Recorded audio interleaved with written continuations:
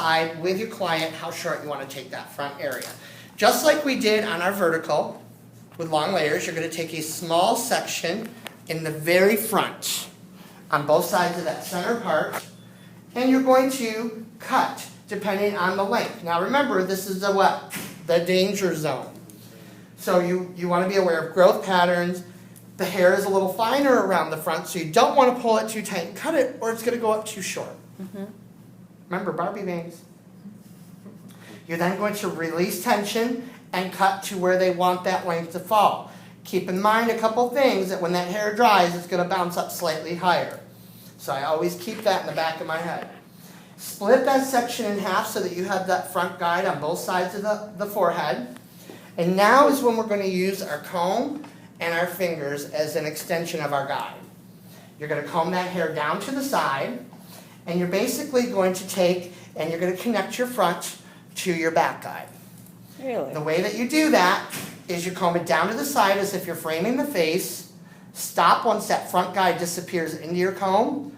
Use your comb to guide you to the back, and start working by connecting your front to your back.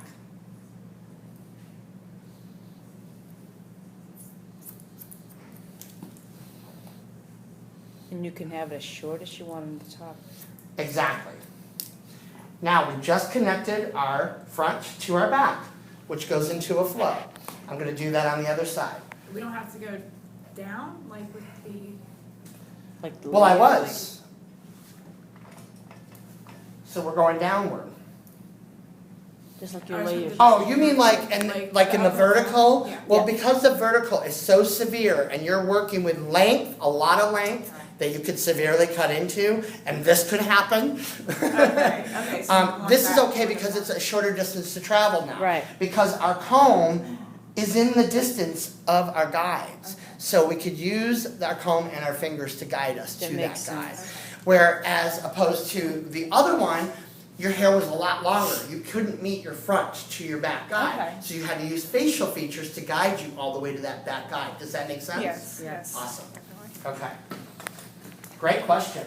So It is a good question. we are going to do the same thing on this side. Take a small amount of hair, and you're going to work from the front to the back, watching for your guide to disappear into your comb.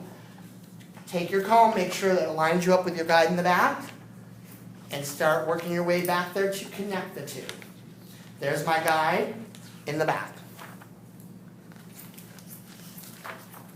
Okay, so before you can go any further, just like the back, you want to get in front of your client and check for balance to make sure that it falls the same on both sides, because now is when you would want to take and make any adjustments necessary. And when we were doing the sides, another thing to take note of is we didn't over-direct and elevate the hair at all. We kept it close to the head at a 0 degree, Right. so we have no stacking or tape around the sides, but we have it in the back from all that over-direction and elevation. Okay. So how do we blend the two? We're going to do what we call the tapering triangles in the front and on the sides to create a flow that's going to go into the back. There is 6 altogether, and I will write these steps down for you guys. Thank But God. what you're going to do for your first triangle, and this takes a little time of remembering how to do this. You're going to go to your high point of the head, and then your front, your very center front. Right in the middle of that, slap right in the middle, you're going to go down to the corner of each eyebrow, making a parting from there. Okay.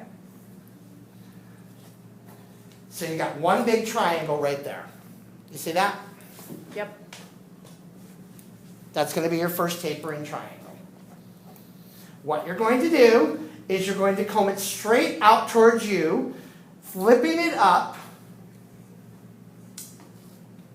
and cut from short point to short point. Wow. Now, you're going to split that triangle in half and go to either side, it doesn't matter. And you're going to go from the high point to in front of the ear, which will be your next triangle. And what we're going to do is you're going to comb that straight out again towards you, And 40. flipping that hair up and cutting from short point to short point. What this is gonna do is it's gonna create a light tapering layered effect on the sides to blend in with the back. It's kind of like a 90 though, right? Like from here to here. Well, let's see. I'm going to do another one. I'm going to split that triangle in half and go slightly behind the ear for my last triangle. And that will blend us in with our back.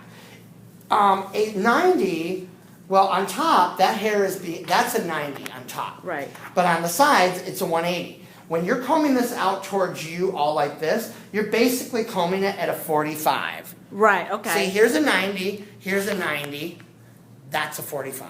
Okay. The diagonal in between your 90s. And this whole thing has been angles of 45. Even the